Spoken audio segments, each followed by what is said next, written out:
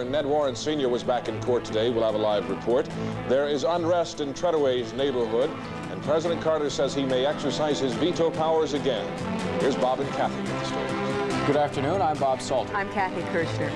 Convicted land fraud figure Ned Warren Sr. is back in federal court in Phoenix today. Warren's attorneys are asking the court to transfer their client out of the Arizona State Prison. Tim Ryan is at the federal court building now with a live report for us. Tim? Kathy, Warren wants out of the Arizona State Prison because of health problems. When he arrived this morning, Warren looked pale and was walking with the helpers in Florence. It's a complex argument, and there's been no resolution today. The arguments will continue tomorrow. Okay, Tim, thank you. We'll be hearing more from you. Bob? The chief police investigator in the Jonathan Treadaway murder case said today, the system of justice has failed us. He, of course, was referring to yesterday's acquittal of Treadaway in the 1974 death of a West Phoenix youngster. Meanwhile, the fears which haunted parents on the West Side 4 years ago are back again. And Ron Talley reports. At Starlight Park School this morning, Ron Talley, TV 12 Action News. In April, a federal court ruled several portions of Arizona's Agricultural Employment Relations Act unconstitutional. Today, the U.S. Supreme Court agreed to judge the constitutionality of that law, which governs farm workers.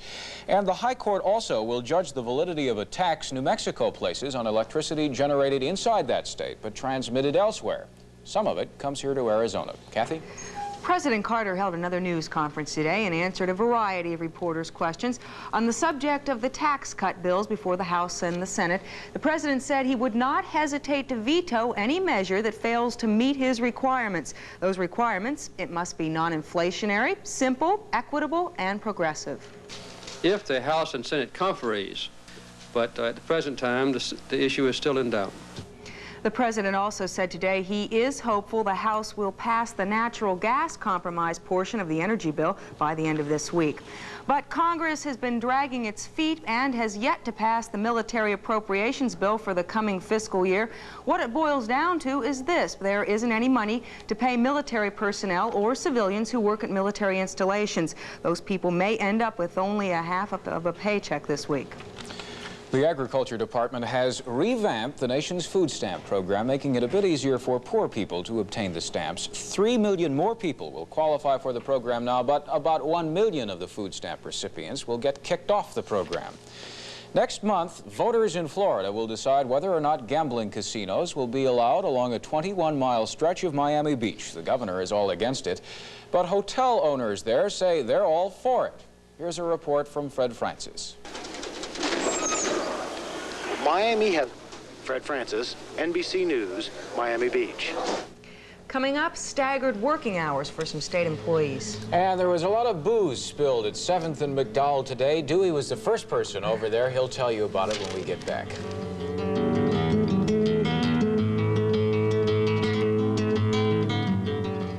Here's where it's all happening. First post, 1 p.m. The state announced plans today to take some 1,500 employee cars out of Phoenix rush hour traffic by staggering work hours. And it's all in hopes that this will mean that some public offices can be kept open beyond the 8 to 5 workday, as Gene McLean will tell us. 6,500 people work here. Gene McLean, TV 12 Action News. The state acted on the urging of the Chamber of Commerce, which to this point has caused about half a dozen big Phoenix employers to switch to staggered hours. There was an auto accident at 7th Avenue and McDowell around noon today. Luckily, just some liquor was smashed, not the driver's. 78-year-old Nellie Winoski's car ran into another vehicle which turned in front of her. Her car then jumped a curb and ran into the Handy liquor store, breaking and scattering bottles all over the place. About $1,000 worth of liquor was lost as a result. Nellie Winoski was taken to the hospital with whiplash, abdominal pains, and cuts and bruises. 3 women and a 4-year-old child were found safe and sound north of Phoenix this morning. They'd been on a 3-day outing in the Seven Springs area and had failed to return as scheduled yesterday afternoon. Bob?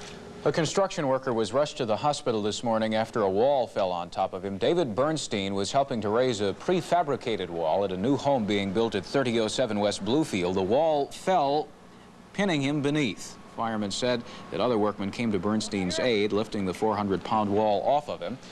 He was treated for a back injury, did not appear to be in serious condition.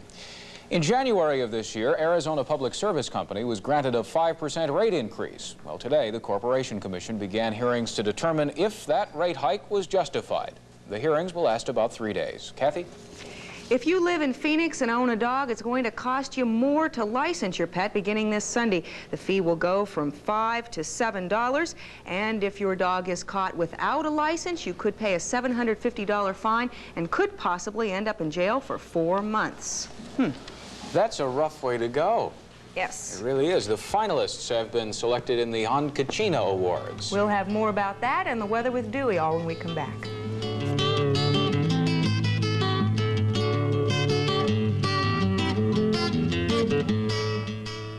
You know, we wouldn't need carpooling. Now. The 8 finalists for this year's Onkachino Awards have now been selected and will be honored on Friday, November 3rd at the Arizona Biltmore. The awards, sponsored by the Luke's Men and supported by Combined Communications Corporation, go to individual volunteers, healthcare professionals, and volunteer organizations which help in improving healthcare services in the community.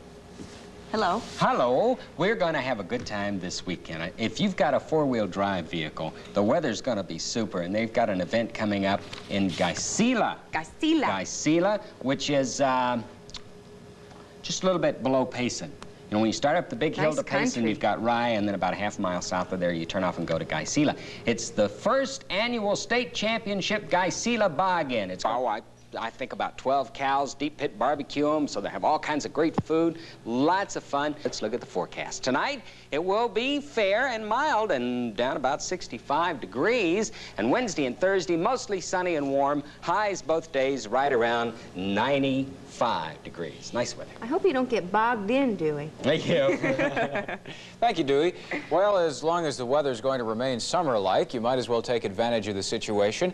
There is some great places for picnicking and camping, and Bob Hirsch knows an ideal spot close by. Tucked away in a cool green canyon in the country north of Cave Creek and Carefree is all year, but the fall and winter months are the perfect time to pay a visit.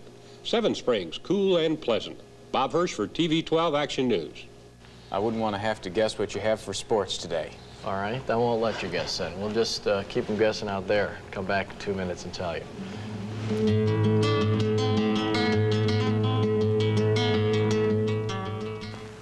Wherever you find animals, you'll find Purina. Free furniture.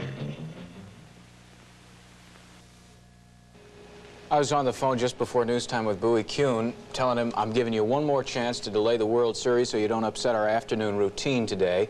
And but what did he say? The guy apparently has a heck of a lot more power and pull than I thought he did. Well, at least and here we are at thinks 4:30. And since he's the boss, he can do whatever he pleases. I almost said something I shouldn't have. Okay, Bowie, all due respect to the commissioner, let's get on with it. It's World Series time, as you have gathered. The Dodgers and the Yankees.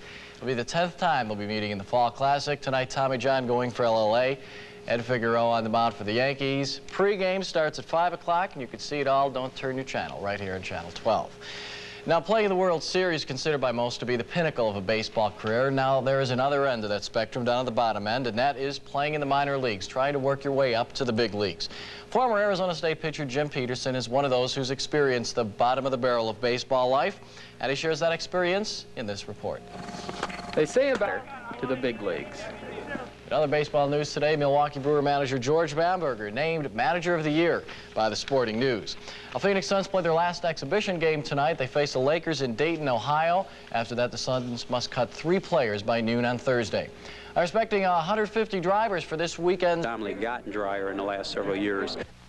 Okay, I'm getting ready. 5 minutes World Series. I am too. Can't wait. Thank you, Steve. Kathy? Me too. I love it. After you decide to put steak on your menu, the butcher says be selective. If the only choice you have is choice, then it's hard to choose, but there is a way. You know, not too long ago, sure, we'll try and save you a little more. Have a good day. Some young people with energetic minds put their works on display. We'll be back with a filmed report on that when Action News continues.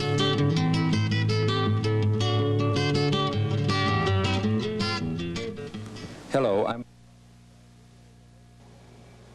2 young inventors are eagerly awaiting their future, and what could be your future too? Bill Stull has the details. Heads are turning. Bill Stull, TV 12 Action News. Well, the World Series is next, and we'll see you again tomorrow. Have a nice evening. Good night. Good night. This has been a presentation of Action News.